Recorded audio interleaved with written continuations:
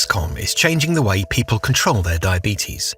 So, it's important for everyone to understand what diabetes is. The origin of the term diabetes, or diabetes mellitus, is derived from the Greek word diabetes, meaning to siphon or to pass through, and the Latin word mellitus, meaning honeyed or sweet. This is because in diabetes, excess glucose is found in the blood and urine. Approximately 463 million adults worldwide have diabetes, and 4.2 million deaths could be traced back to the disease in 2019. People with diabetes, especially when undiagnosed, can feel tired, extremely thirsty, need the toilet more than normal. Due to high blood glucose levels, they may develop thrush or genital itching and blurred vision. Wounds can take longer to heal too, and some people see dramatic weight loss. The four main symptoms are the 4 T's: toilet, tired, thirst, and thinner.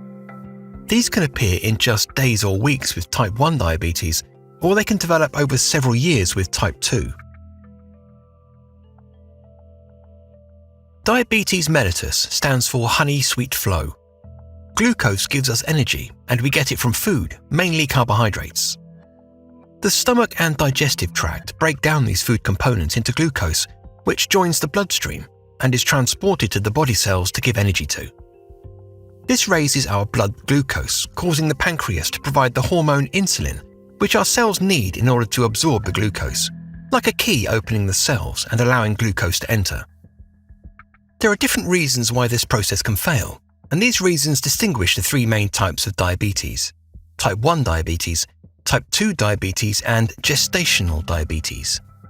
In type 1 diabetes, the pancreas has stopped producing insulin because the insulin-producing cells have been attacked by the body's own immune system, autoimmune process. Glucose cannot enter the body's cells, which mean the cells have no energy and you will feel incredibly tired. Glucose levels rise, and before diagnosis and treatment, the body tries to eliminate glucose through the kidneys, leading to increased thirst, which in turn leads to increased urination. Type 1 diabetes often manifests during childhood, teenage years, or early adulthood, but can also happen in later adulthood and result in lifelong insulin dependency. People with type 2 diabetes suffer from insulin resistance. This can be caused by genetic predisposition and the individual's potential environmental factors and lifestyle, such as being overweight and lack of exercise. Insulin resistance describes the situation when the insulin produced cannot work properly in its function as a key that allows glucose to enter the cell to produce energy. As a result, blood glucose levels rise, and the pancreas releases more insulin, which eventually tires the insulin-producing cells in the pancreas out, and production of insulin becomes less and less. Poor lifestyle choices, including poor diet, limited exercise, and excess weight, can contribute. If lifestyle and the effectiveness of insulin isn't improved over several years, and weight is not reduced, a complete breakdown of insulin production may occur. This can mean that a person with type 2 diabetes may need insulin. Gestational diabetes is a glucose tolerance disorder that first appears during pregnancy. Genetic disposition and being overweight play a major role in developing this form of diabetes. It's usually diagnosed by a 75-gram glucose tolerance test between the 24th and 28th week of pregnancy. The reason? Pregnancy hormones, which are mostly released in the second half of pregnancy, act as an antagonist, inhibiting the effects of insulin accordingly. The pregnant woman therefore needs more insulin than usual.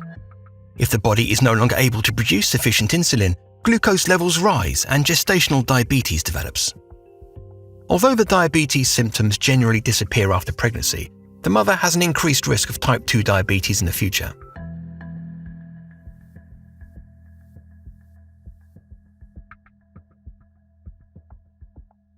Type 1 diabetes that is already present before pregnancy increases the risk of developing weight issues and diabetes in the child. Poorly adjusted glucose levels in the mother can also increase the glucose levels of the unborn child, fetal hypoglycemia, and lead to elevated insulin levels in the amniotic fluid.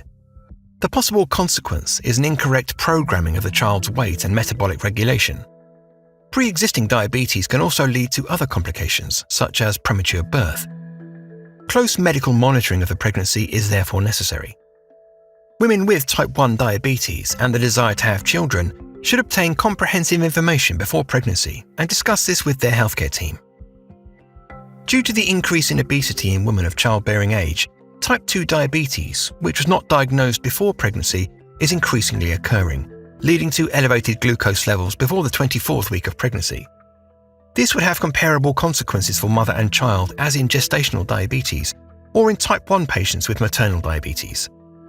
For this reason, women who are at increased risk should be early screened for maternal type 2 diabetes to be able to treat them at an early stage and train them accordingly. For every person with diabetes, life can be a little more challenging. At Dexcom, we are passionate about empowering patients with diabetes to manage the disease with real-time continuous glucose monitoring.